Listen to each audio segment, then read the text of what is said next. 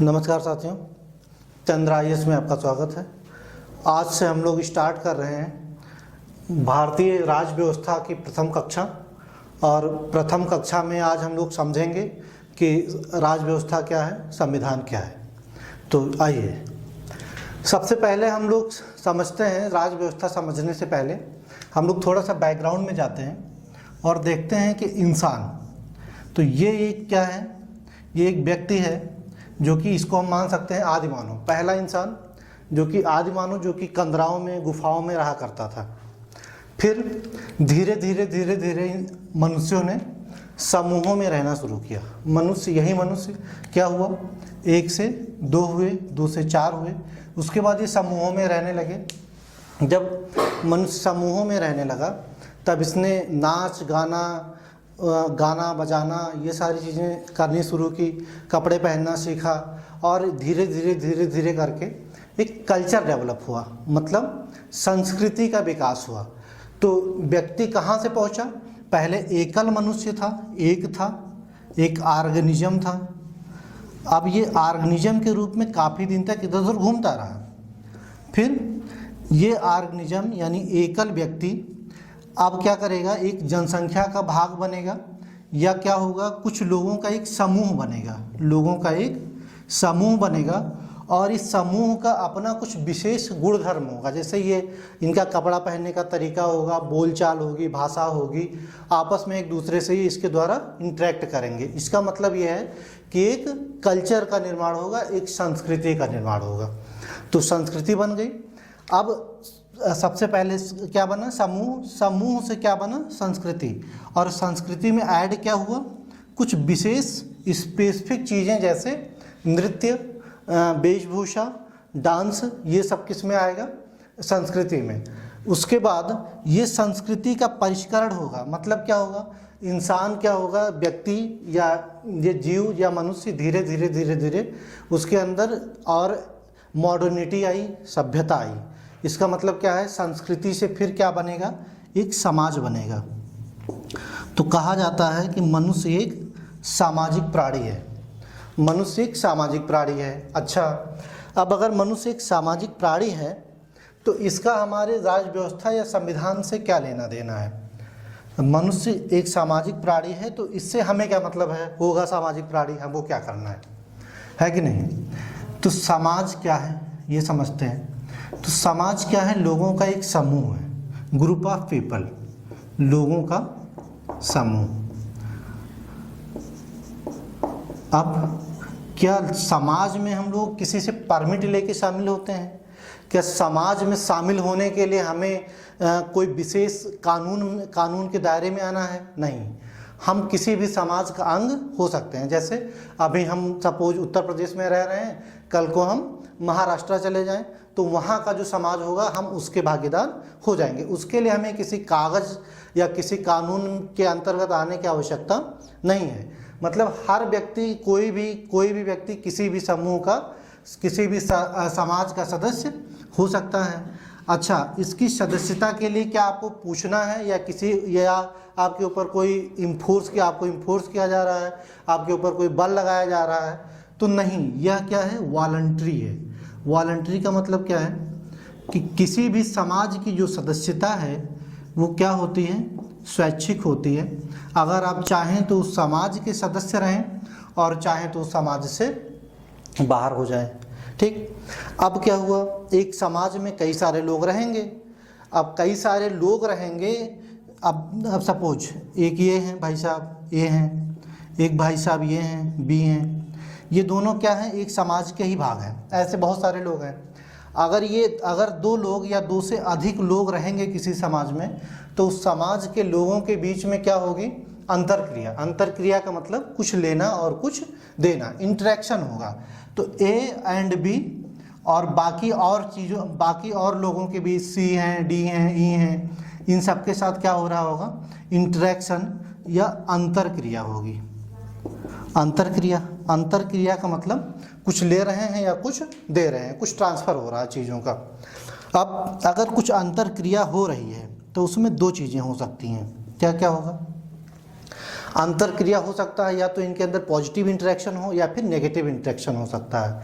मतलब अंतरक्रिया सकारात्मक भी हो सकती है और अंतरक्रिया नकारात्मक भी हो सकती है।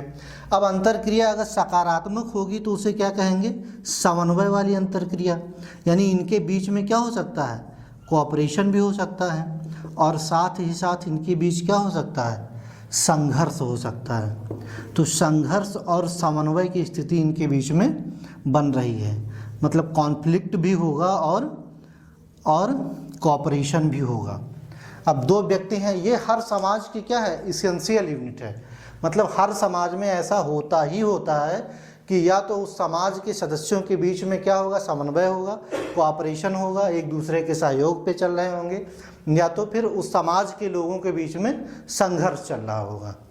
ठीक, अब समन्वय चल रहा था तो अच्छी बात है, समन्वय होना ही चाहिए, प्यार मोहब्बत से भाईचारे से लोग रहें, इससे अच्छा एक अच्छे समाज के लिए और क्या चाहिए। तो अगर समन्वय है तो कोई समस्या नहीं है। समस्या कब होगी, जब संघर्ष होगा। कब समस्या होगी, जब संघर्ष होगा। इसका मतलब क्या है, समाज में क्या हुआ, संघर्ष, और संघर्ष अगर उत्पन्न होगा, ठीक है, और अगर कोई उसको रोकने वाला नहीं है, संघर्ष उत्पन्न हुआ समाज में, कोई रोकने वाला नहीं है, कोई व्यवस्था नहीं है, तो क्या होगा, समाज संघर्ष को रोकने वाला, संघर्ष बहुत ज़्यादा बढ़ गया है और संघर्ष बहुत ज़्यादा बढ़ने के बाद कोई रोकने वाली व्यवस्था नहीं है, तो वो बदल जाएगी। तो उसमें होगा क्या, बेसिकली माइट इज़ राइट, जिसके पास पावर है वही जीता। तो हमेशा ताकतवर की जीत होगी। ताकतवर की जीत होगी तो क्या होगा, समाज में अराजकता फैल जाएगी। अराजकता यानी अनार्की फैल जाएगी। अब इस अनार्की को हमें क्या करना है, एक अच्छे समाज के लिए इस अनार्की को हमें क्या करना है, समाप्त करना है। तो इस अनार्की को समाप्त करने के लिए कोई सिस्टम होना चाहिए, कोई व्यवस्था होनी चाहिए। इस अनार्की को समाप्त करने के लिए कोई सिस्टम होनी चाहिए या फिर कोई व्यवस्था होनी चाहिए। और यह व्यवस्था किसके रूप में होनी चाहिए, यह व्यवस्था किसके रूप में होनी चाहिए, तब ये बात लोगों के अंदर आई और तब लोगों ने कहा कि ये इस अनार्की को अगर ख़त्म करना है तो हमें अपने में से किसी को राजा बनाना होगा। अगर राजा बनाना होगा तो उस एरिया का क्या हो जाएगा, वो राजा हो जाएगा और वह एरिया उसका हो जाएगा राज्य। यानी यहाँ से फिर संकल्पना जन्म होती है किसका, राज्य का। तो राज्य क्या करेगा, ये जो संघर्ष है इसको नियंत्रित करने का काम करेगा राज्य। अब देखिए, अगर समन्वय ही होता ना तो राज्य की कोई ज़रूरत नहीं थी, लेकिन क्या है, समन्वय और संघर्ष दोनों ही इसेंशियल हैं किसी समाज के लिए, दोनों ही आवश्यक हैं, मतलब होगा ही होगा। अगर होगा ही होगा तो हमें क्या करना है, इसको रोकना है, क्योंकि अच्छा समाज वो नहीं कहलाता है जहाँ पर संघर्ष हो। अच्छा समाज वह होता है जहाँ पर समन्वय हो, और इस समन्वय को कायम करने के लिए हमारे पास होना चाहिए एक अच्छा राज्य। तो एक अच्छे राज्य के लिए क्या करना है, हमको एक सिस्टम बनाना है। तो सिस्टम बनेगी किसके लिए, इस अनार्की को, समाज के अनार्की को ख़त्म करने के लिए बनेगा क्या, राज्य का निर्माण होगा। तो यहाँ से जो संकल्पना उत्पन्न होती है उसे कहते हैं स्टेट की संकल्पना। ठीक, अब स्टेट में एक स्टेट की क्या होगी, एक सरकार होगी। अब राज्य में क्या होगा, देखिए राज्य क्या करेगा, ये जो संघर्ष कर रहे हैं लोग, इनके लिए पहला काम क्या करेगा, वो कानून बनाएगा। तो राज्य के पास अधिकार होगा कानून बनाने का, रूल मेकिंग पावर होगी किसके पास, राज्य के पास। तो राज्य क्या करेगा, इनके लिए कानून बनाएगा, जो संघर्ष कर रहे हैं भाई लोग। अब उसके अलावा क्या करेगा, अगर उसके बाद भी कानून का ये लोग पालन कर रहे हैं तब तो ठीक है, कोई समस्या नहीं है।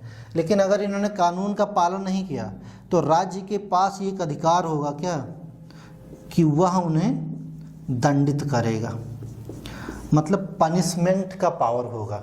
राज्य के पास क्या होगा, पनिशमेंट का पावर होगा। तो ये हो गया हमारा राज्य।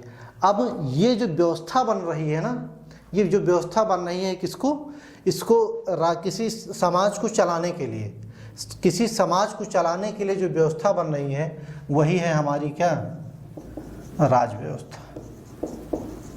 राज व्यवस्था, ठीक। तो राज व्यवस्था की जो संकल्पना है वो आज की नहीं है, वो बहुत पुरानी संकल्पना है। लेकिन अब हम आएंगे किस पर, संविधान पर। तो राज्य व्यवस्था और संविधान, ये इन दोनों में क्या रिलेशन है, या ये दोनों एक दूसरे से कैसे संबंधित हैं, इस पर हम लोग चर्चा करते हैं। हाँ, तो राज्य व्यवस्था आपके समझ में आ गया, मतलब किसी समाज के शासन को सुचारू रूप से चलाने के लिए जिस व्यवस्था का, जिस सिस्टम का निर्माण किया जाता है वो है राज्य व्यवस्था। राज्य व्यवस्था क्या है? राज्य व्यवस्था है व्यवहारगत, राज्य व्यवस्था एक व्यवहार है, मतलब बिहेवियर में होता है राज्य व्यवस्था, मतलब कैसे कहीं के शासन चल रहा है, कौन चला रहा है, ठीक, व्यवहार का नाम है राज्य व्यवस्था। अच्छा, अब राज्य व्यवस्था चलेगी कैसे? तो राज्य व्यवस्था चलाने के लिए क्या होगा, कुछ अभी हमने जिक्र किया किसका, कानून का। तो जो राज्य व्यवस्था, राज्य चलाने के लिए जो कानून होती है उसी को कहते हैं संविधान। मतलब राज्य व्यवस्था के चलाने के लिए हमने किसका निर्माण किया, संविधान का, ठीक। तो संविधान बताएगा कि कहीं का राज्य व्यवस्था कैसा होगा, ठीक। अब संविधान, मतलब संविधान क्या है? संविधान क्या है? सर्वोच्च कानून है किसी राज्य का सर्वोच्च कानून है जो बताता है कि वहाँ का राज्य व्यवस्था कैसा होगा, वहाँ की सरकार में, वहाँ किसी राज्य की सरकार में और वहाँ की जनता में, वहाँ के नागरिकों में क्या संबंध होगा, इसको बताने का काम कौन करेगा, ठीक है। Relation between government and citizen कौन बताएगा? संविधान। तो संविधान क्या होता है? गाइड करता है, दिशा निर्देश कर देता है किसको? राज्य को। राज्य को बताता है कि आपको इस तरह से एक्ट करना है, ठीक। अब एक टर्म आता है संविधान और एक टर्म आता है संविधानवाद। दोनों में क्या अंतर है ये थोड़ा सा समझते हैं। Constitution and constitutionalism. तो संविधानवाद क्या है?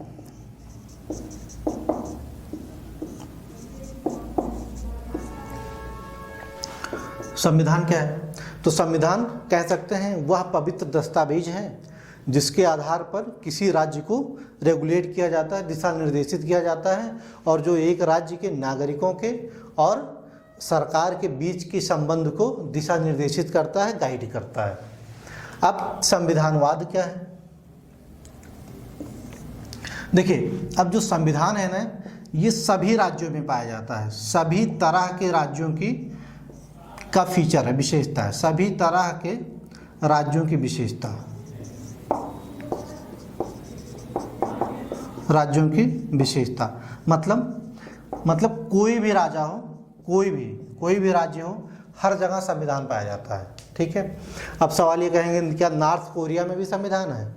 हाँ है। क्या किसी राजा के यहाँ भी संविधान है? हाँ, उनका संविधान होता है। माहिष्मति देखा आपने, ठीक, मेरा वचन है ये मेरा शासन। तो वहाँ आपने देखा होगा, उसमें एक सीन आता है जिसमें वो कहते हैं कि इस पर्टिकुलर कार्य के लिए बाहुबली को क्या सज़ा दी जाए। तो वो वहाँ के मंत्री होते हैं, वो कहते हैं कि इनको जो है इनको घर देश निकाल के दिया जाएगा। अगर राज परिवार का आदमी कुछ ऐसा काम करता है तो उसको घर से निकाल दिया जाएगा। तो उनको निकाल दिया जाता है। मतलब क्या है? माहिष्मति राज है लेकिन वहाँ का भी एक संविधान है। तो फिर सवाल उठता है ये संविधानवाद क्या है, ठीक। तो देखिए, यहाँ जो संविधान है वो हो सकता है किसी तानाशाह का भी संविधान हो सकता है, मतलब किसी मोनार्क का भी एक संविधान हो सकता है, जैसे नॉर्थ कोरिया वाला। अब वहाँ भी एक संविधान है लेकिन वो क्या कर रहा है, अपने हिसाब से संविधान को रेगुलेट कर रहा है, संविधान उसके हिसाब से है। लेकिन संविधानवाद क्या है? अब अगर राजा के हिसाब से संविधान बना है तब तो राजा अपने हिसाब से उसको चलाएगा कानून को, लेकिन हो सकता है संविधान के हिसाब से क्या हो, राजा चले। तो जो आधुनिक संकल्पना आई, मॉडर्न कॉन्सेप्ट आया, उसमें क्या हुआ, उसमें जन्म हुआ इस शब्द का, संविधानवाद का। इसका मतलब होता है संविधान को मानना, संविधान को मानना। मतलब क्या है, अब तक जो है राजा के हिसाब से संविधान था, अब क्या होगा, संविधान के हिसाब से राजा होगा। अगर संविधान के हिसाब से राजा होगा तो जो सरकार होगी, राजा होगी, वो क्या होगा, सीमित हो जाएगी, लिमिटेड गवर्नमेंट होगी। लिमिटेड गवर्नमेंट होगी। अब लिमिटेड गवर्नमेंट का क्या मतलब है? मतलब यह है कि यहाँ पर जो तानाशाह है, ठीक, उसके पास जो भी मन होगा वो करेगा, अपने हिसाब से करेगा, वो चीज़ संविधान में लिख देगा। लेकिन सीमित सरकार में क्या है, जो संविधान में लिखा है राजा को उसके हिसाब से करना है। मतलब क्या है, सारी शक्ति किसके पास? संविधान के पास। और संविधान के पास का क्या मतलब है? मतलब जनता के पास। तो जो पावर है वो कहाँ लाई करेगी? जनता के पास। ठीक, तो संविधान और संविधानवाद, ये दोनों कॉन्सेप्ट क्लियर। अब हम लोग आगे बढ़ते हैं और अब हम लोग समझेंगे राज्य। तो राज्य में क्या क्या होता है, या एक राज्य के क्या क्या अंग होते हैं, और आधुनिक राज्य की बात करेंगे। तो एक राज्य तो पहले हुआ करता था, ठीक है। आज की डेट में हम लोग बात करेंगे आधुनिक राज्य की। जैसे भारत, तो भारत क्या है? एक राज्य है, ठीक है। कहते हैं भारत एक गणराज्य है, तो भारत क्या है? एक राज्य है। अब एक राज्य में, आधुनिक राज्य में क्या क्या चीज़ें होनी चाहिए, या किसी राज्य के लिए क्या क्या तत्व होने आवश्यक हैं? तो वो 4 तत्व हैं जो किसी राज्य में होना आवश्यक है। पहला क्या है? एक निश्चित भूभाग होनी चाहिए जिस पर कि कोई राजा क्या करेगा? शासन करेगा। तो निश्चित भूभाग होना चाहिए, मतलब डेफिनिट एरिया होनी चाहिए।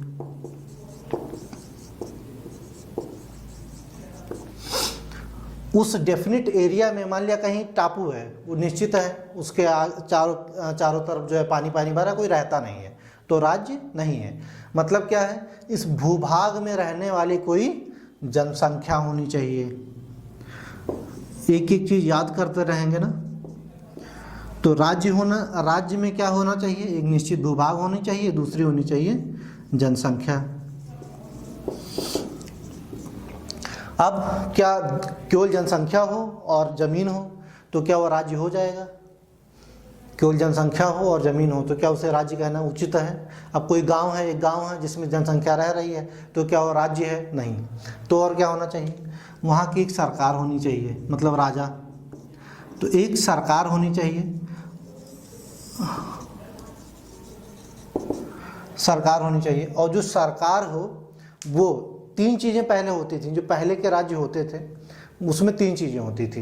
एक तो एरिया होता था, फिर पॉपुलेशन होती थी और गवर्नमेंट होती थी। इन तीनों से क्या होता था? वो राज्य चलता था। लेकिन जब आधुनिक संकल्पना आई तो उसमें एक नया शब्द जुड़ा, वो जुड़ा संप्रभु, सॉवरेन। तो संप्रभु शब्द जुड़ गया। अब संप्रभु का क्या मतलब है?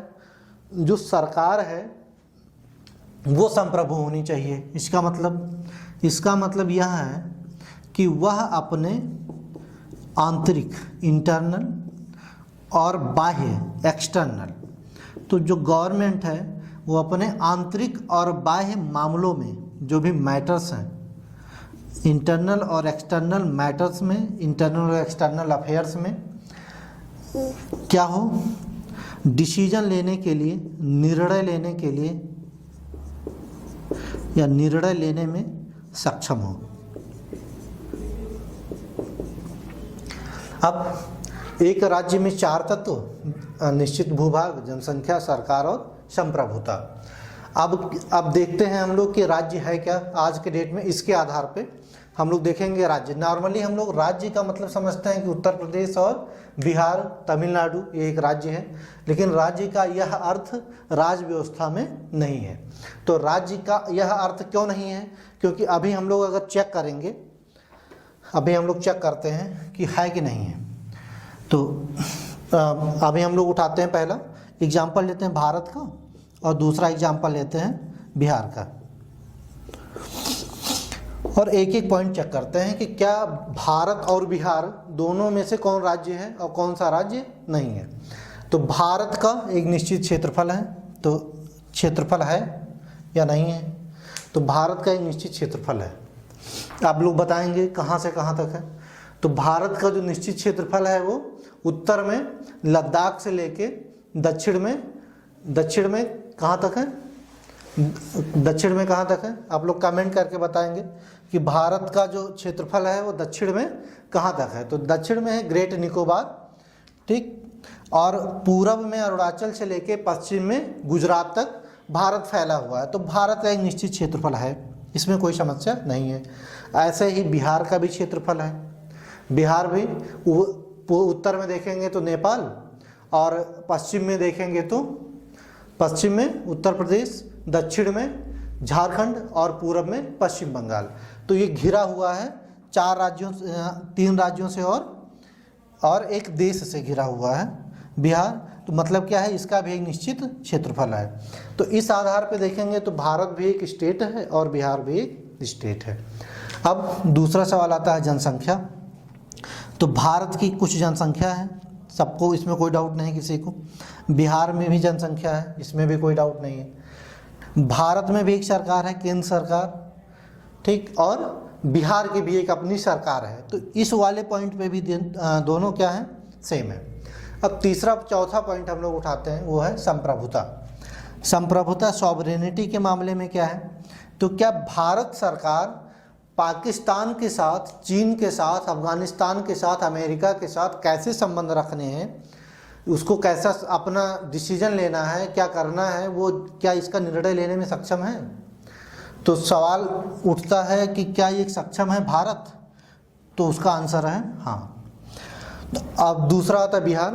क्या बिहार को पाकिस्तान के साथ कैसा संबंध रखना है, या फिर पाकिस्तान तो बहुत दूर है, बांग्लादेश के साथ कैसा संबंध रखना है, क्या बिहार के पास ये शक्ति है कि वो डिसाइड करें, उसका आंसर है नहीं। मतलब क्या है, ये जो चौथा पॉइंट है इस पर बिहार मिस कर रहा है। यानी अगर राज्य व्यवस्था में राज्य की डेफिनेशन में जाएंगे तो बिहार एक राज्य नहीं है, ठीक। तो कैसे दोनों को अलग करेंगे, तो जो जब भी हम देश के लिए किसी का यूज करेंगे, मतलब जिसके अंदर ये चारों ही फीचर्स होंगे, तो उसके लिए हम यूज करते हैं कैपिटल एस। और अगर हम बिहार, उत्तर प्रदेश और झारखंड के लिए जाएंगे तो उसके लिए यूज करेंगे स्मॉल एस। ये क्या है, राज्य है, इसका मतलब क्या है, राज्य है जो छोटा वाला है, प्रोविंस का मतलब, इसका मतलब है प्रोविंस। तो ये 4 चीज़ें क्या होनी चाहिए, किसी राज्य में होनी चाहिए। अब आते हैं हम लोग अपने भारत के संविधान पर। ये 4 चीज़ें आप लिख लीजिए, इसके बाद हम लोग कंपेयर करेंगे इन चारों में। चलिए, तो भारत का संविधान। अब भारत का संविधान आप लोगों को पता है कब लिख के कंप्लीट हुआ या कब लिखना शुरू हुआ। तो जो संविधान सभा की पहली मीटिंग हुई थी 9 दिसंबर 1946, 9 दिसंबर 1946 को संविधान सभा की पहली मीटिंग हुई। उसके बाद ढेर सारी मीटिंग्स हुई, चर्चा पे चर्चा, अंत में फाइनली 26 नवंबर 1949 को 26 नवंबर 1949, 26 नवंबर 1949 को भारत का संविधान लिख के कंप्लीट हो गया, जिसमें 2 साल 11 महीने और 18 दिन लगे। इसको अगर आप कैलकुलेट करते हैं, माइनस करेंगे पहले वाली डेट और अंतिम डेट को, तो इतना ही दिन निकल के आएगा। तो 2 साल 11 महीने और 18 दिन लगे। और हमने क्या किया, एक संविधान का जो कि दुनिया का सबसे बड़ा संविधान, और हमने लिख कर क्या किया, दुनिया को एक एग्जाम्पल दिया कि देखो हम सबसे बड़ा लिख सकते हैं। बहुत लिखा, ठीक। तो सवाल ये है कि जब लिखा गया तो उसमें तरीका क्या अपनाया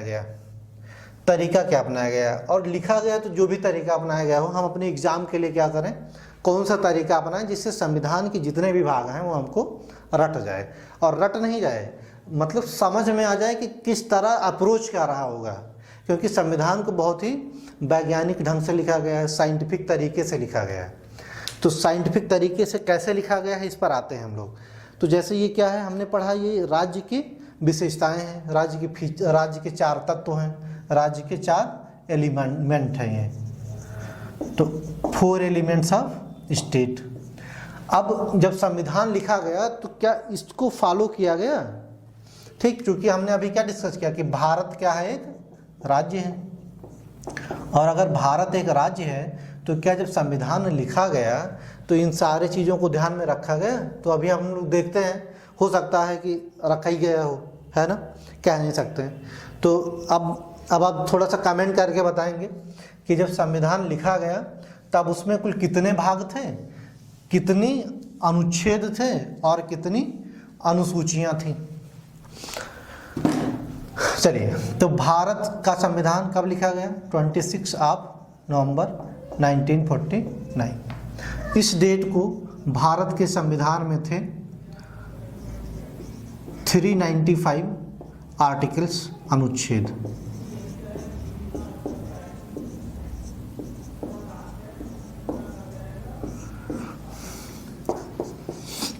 आठ अनुसूचियां,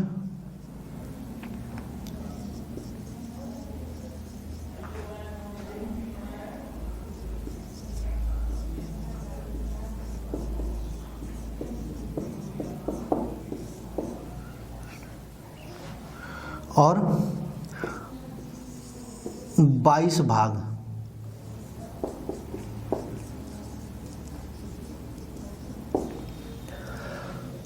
अभी अनुसूचियां कितनी हैं? बाद में और अनुसूचियां बढ़ाई गई। अभी जो अनुसूचियों की संख्या हो है 12। मतलब अगर वर्तमान में पूछेगा एग्जाम में कि अनुसूचियों की संख्या कितनी है तो 12 है। इनिशियली इस डेट को इतने भाग थे, इतने आर्टिकल्स थे और इतनी अनुसूचियां थी। ठीक है, अब ये जो 22 भाग है ना, इनको कैसे लिखा गया इस पर आते हैं और क्या क्या है इन भाग में। अब अपनी कॉपी देखते रहेंगे, अगर लिखा है तो, नहीं लिखा है तो बस सुनते रहिए। तो हमने अभी क्या पढ़ा था? राज्य के 4 एलिमेंट्स। 4 एलिमेंट्स में पहला एलिमेंट क्या था? क्षेत्रफल। तो राज्य का एक निश्चित एरिया होना चाहिए। तो अगर आपसे बोला जाता कि आप संविधान में लिखिए तो क्या करते हैं आप? क्या करते हैं? इसी सीक्वेंस को आपको फॉलो करना होगा। क्या करेंगे? सबसे पहले किसकी बात करेंगे? जो पहला एलिमेंट है राज्य का, क्या है? निश्चित क्षेत्रफल, एक डेफिनिट एरिया। तो क्या भारत के भाग, संविधान के किसी भाग में ऐसी बात की गई है? तो हाँ, संविधान के भाग 1 में बात की गई है। क्या? संघ और राज्य क्षेत्र। राज्य क्षेत्र, इसका क्या मतलब है? तो देखिए, भारत के केंद्र में जो सरकार है वो संघीय सरकार है, ठीक है, यूनियन है, और यूनियन एंड इट्स टेरिटरी।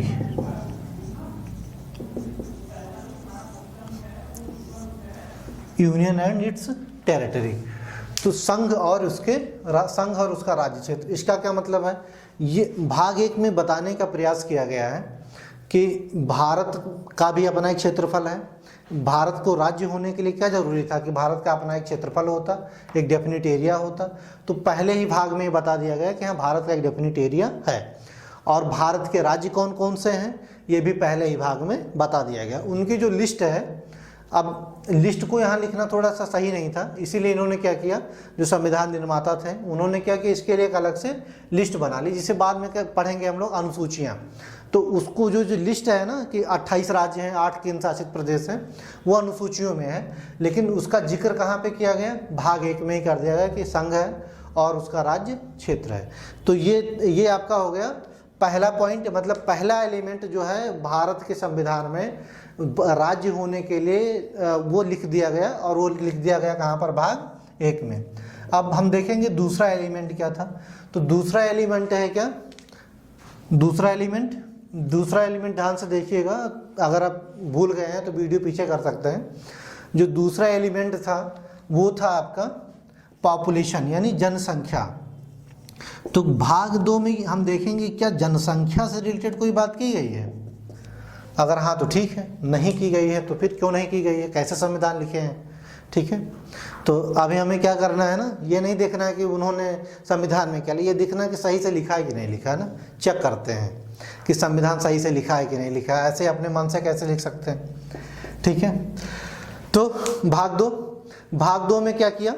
ठीक है, भाग 2 में बात की गई है पॉपुलेशन की। अब पॉपुलेशन को कैसे बात करेंगे, मतलब संविधान से पॉपुलेशन से क्या मतलब है? तो देखिए, संविधान उसकी बात करता है जो यहाँ का विधिक रूप से निवासी है। किसका? भारत का। तो भारत के विधिक रूप से, अब देखिए संविधान क्या है? कानून है, सर्वोच्च कानून है। तो कानून उनकी बात करेगा ना जो कानूनी रूप से वैलिड होंगे। तो अगर कोई भी आके भारत में रहने लगा और उसको हमने क्या किया, इसमें शामिल कर लिया कि आओ सब आ जाओ, जो भी है सब भारत में आ जाओ, ठीक है, ठीक। तो अब सबको अगर आप सम्मिलित कर लेते हैं कि कोई भी आए भारत में आ जाए, ठीक है, जिसको मन हो आओ भारत में रहो। तो संविधान किसको संविधान सब जो यहाँ से विधिक रूप से मान्य होंगे, विधिक रूप से मान्य निवासी। तो दो शब्द होता है, एक होता है निवासी रेजिडेंट और एक होता है सिटीजन यानी नागरिक। तो नागरिक वह होता है जो जिसको कानूनी रूप से मान्यता मिली होती है किसी क्षेत्र में या किसी राज्य में रहने की, उसके साथ उसको कुछ अधिकार भी मिलते हैं और उसके साथ उसके ऊपर कुछ कर्तव्य भी थोपे जाते हैं। तो जैसे अब ये देखेंगे कि मतलब क्या होगा, संविधान में किसकी बात की जाएगी, रेजिडेंट की नहीं, किसकी बात की जाएगी, नागरिकता की। तो भाग 2 जनसंख्या से ही रिलेटेड है, लेकिन किसकी बात कर रहा है, सिटीजनशिप, नागरिकता, सिटीजनशिप। भाग 2 में नागरिकता है। नागरिकता मतलब भारत की नागरिकता, भारत राज्य की नागरिकता कैसे लेनी है, किसको मिलेगी, कैसे चली जाएगी, ये पूरा का पूरा हम लोग पढ़ेंगे भाग 2 में। उसके बाद भाग 3, तो सवाल ये उठता है कि क्या भाग 3 में सरकार की बात होगी, तो नहीं। नागरिकता ही किस आधार पर दी गई है, कानूनी आधार पर दी गई है, तो हमें नागरिक होने का कुछ फ़ायदा भी तो होना चाहिए। ऐसे कैसे नागरिक, ऐसे तो आदमी कहीं भी जाए नागरिक बन जाए, तो ऐसे वैसे नागरिक नहीं बनेंगे। हम बनेंगे इज्जत के साथ नागरिक, लिबिर नहीं चलेगा। तो इज्जत के साथ नागरिक बनेंगे, तो कैसे बनेंगे इज्जत के साथ नागरिक, तो हमको चाहिए कुछ अधिकार। अब क्या हुआ, अब इनको अधिकार देना था, तो संविधान सभा बैठी और संविधान सभा ने कहा कि भैया इतने दिन बाद तो हम आज़ाद हो रहे हैं, तो थोड़ा सा अपने देश के लोगों के लिए कुछ आप व्यवस्था कर लीजिए, कुछ उनको अधिकार का व्यवस्था करिए। ठीक। तो हुआ क्या कि इनके अधिकार की व्यवस्था के लिए आप एक समिति बनाई गई। आपने पढ़ा होगा कई सारी कमेटी थी, संविधान के निर्माण के लिए बहुत सारी कमेटी बनाई गई थी, ये तो पढ़ा ही होगा। ये भी नहीं पढ़ा है तो कम से कम इतना ही पढ़ा होगा कि जो प्रारूप वाली समिति थी, ड्राफ्टिंग कमेटी थी, उसके हेड से डॉक्टर भीमराव अंबेडकर, वो भी एक कमेटी थी। ऐसे ही कई सारी कमेटी थी। तो उसी में से एक कमेटी थी जो मौलिक अधिकारों पर बनी थी, मौलिक अधिकारों पर एक कमेटी बनी थी, और उस कमेटी के अध्यक्ष थे सरदार वल्लभ भाई पटेल। और उस कमेटी के अंतर्गत एक और कमेटी बनी थी, और कमेटी के अंतर्गत अगर कमेटी बनेगी उसे कहेंगे सब कमेटी यानी उप समिति। तो उसके अंतर्गत एक और समिति बनी, उप समिति। उस उप समिति के जो अध्यक्ष थे वो थे डॉक्टर JB कृपलानी। उनसे बोला गया कि ऐसा करिए कि आप जो हमारे नागरिक हैं, यानी भाग 2 वाले जिनको हम नागरिकता दे रहे हैं, तो उनके लिए व्यवस्था करिए। किसकी व्यवस्था करनी है, सोचिए, अधिकारों की। तो इनसे बोला गया कि आप अधिकार क्या करिए, ढेर सारे अधिकार लिख के लेके आइए, जितना सोच सकते हैं अधिकार लिखिए। तो इनको दिया गया। इनकी भी उप समिति थी, 2-3 लोग 4 लोग थे, अपना सब बैठ के लिखना शुरू किए, कॉपी पेस्ट। तो इन्होंने क्या किया, जो UN का, संयुक्त राष्ट्र का मानवाधिकार था, वहाँ से कुछ कॉपी किया, और ज़्यादा पार्ट हमने कहाँ से कॉपी किया, USA के संविधान से, अमेरिका के संविधान से हमने क्या किया, मैक्सिमम पार्ट को कॉपी किया। हमने नहीं, उन्होंने किया। उन्होंने मैक्सिमम पार्ट को कॉपी किया और लाकर संविधान सभा के समझ रख दिया। तो संविधान सभा में बात ये हुई कि ये लिख के लाए हैं, ये 100-150 अधिकार, ये कहाँ से दिया जा सकता है, क्योंकि भारत क्या था, भारत तुरंत आज़ाद हो रहा था और उसके पास रिसोर्सेज की बहुत ही कमी थी, संसाधनों की बहुत कमी थी, बहुत कम संसाधन थे जिससे भारतीय नागरिकों को सारे अधिकार दिए जा सकें। अब क्या होगा, अगर इनके पास संसाधन ही नहीं तो अधिकार कैसे देंगे। तो संविधान सभा ने कहा कि कुछ ऐसा करते हैं कि इन भागों को, इन अधिकारों को 2 भागों में डिवाइड करते हैं। तो उन्होंने कहा कि ऐसे कैसे पता चलेगा ये अच्छा होगा कि नहीं होगा। तो हमने क्या किया, आयरलैंड के संविधान में एक स्पेशल फीचर थी जिसे कहते हैं directive principles of state policy, राज्य के नीति निर्देशक तत्व। तो आयरलैंड के संविधान से हमने क्या किया, वहाँ मतलब हमने का मतलब संविधान सभा ने, तो संविधान सभा ने आयरलैंड के संविधान से इस प्रक्रिया को अपनाया और उसको अच्छे से स्टडी करी, समझा। उसके बाद क्या किया, इसको 2 भागों में बांट दिया। जितने भी अधिकार उन्होंने लिखे थे, मौलिक अधिकार, उन्होंने उसको 2 भागों में बांट दिया और उन्होंने कहा कि कुछ ऐसे अधिकार जो कि देना आवश्यक है, तो उसे क्या करेंगे हम लोग, राजनीतिक अधिकार में रख देंगे। तो और अब क्या देना आवश्यक है, तो उसे हम तुरंत दे दें। भाग 3 में क्या किया गया, उन अधिकारों को रखा गया जो कि देना आवश्यक था और उन्हें बोला गया ये मौलिक है, फंडामेंटल है, इसके बिना किसी नागरिक का विकास नहीं हो सकता। तो भाग 3 में उन अधिकारों को दे दिया गया जो जिन्हें देना बहुत आवश्यक था, मतलब राजनीतिक अधिकार, पॉलिटिकल राइट्स, और इन्हें बोला गया फंडामेंटल राइट्स। तो भाग 3 में क्या किया गया, फंडामेंटल राइट्स को रख दिया गया। उसके बाद जो अधिकार बच गए थे उन्हें ये बोला कि अभी ये अधिकार हम नागरिकों को नहीं देंगे, बल्कि नागरिकों को ना देकर हम राज्य को बताएंगे, मतलब सरकार को बता देंगे कि ऐसा करिए कि आप जब नीतियाँ बनाइए ना, पॉलिसीज बनाइए, तो पॉलिसीज बनाने में क्या करिए, ये जो हम एलिमेंट्स आपको बता रहे हैं ना, ये जो प्रिंसिपल्स आपको बता रहे हैं, जो सिद्धांत बता रहे हैं, इस सिद्धांत के आधार पे ही आपको नीतियाँ बनानी है। तो क्या किया गया, भाग 4 में रख दिया गया राज्य के नीति निदेशक तत्व। कहाँ से लिया गया, आयरलैंड से, ठीक है। ये आइडिया कहाँ से लिया गया, आयरलैंड से, ठीक है। लेकिन थे क्या, दोनों ही अधिकार हैं, ठीक है। Directive principles